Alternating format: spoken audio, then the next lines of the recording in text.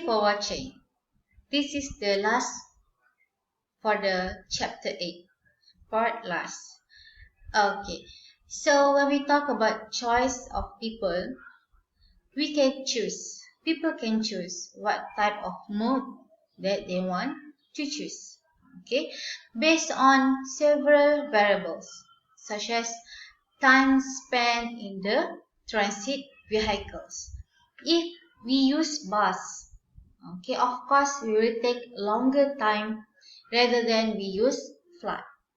Alright, and also sometimes they can go for convenience factors. Alright, convenience factors, convenient for them, such as the KTM train. Maybe the station for the KTM train is nearby to their house, so it's convenient for them to travel back to their house. So instead of choosing a bus where the bus station is far from their house, so he chose to use the train.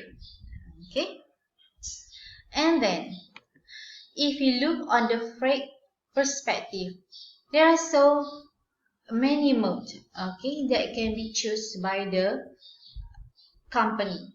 Okay, not just we can choose the carrier, but we also can choose the mode, whether we want to ship our product or we want to use truck to deliver our product, or maybe in small quantity, which courier service we want to use. We have many courier service in the industry such as TNT, GDEX, ABX, DHL and others.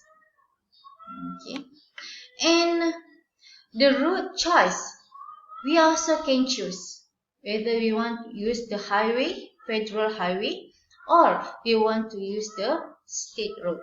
Okay, so this is a algorithm which we will not do in this course, where algorithm is steps. Okay, for you, it's like you tell the step how to bake a cake. Okay, first what you should do, what you should put, and then you should mix and bake it. Same like when you talk about the route choice, how you gonna choose a good route, or how you gonna choose the best mode for your traveling, or the best carrier, okay, the best carrier for your product. So there is steps, or we can say as algorithm. Okay, and this I will leave for you guys to go back and study.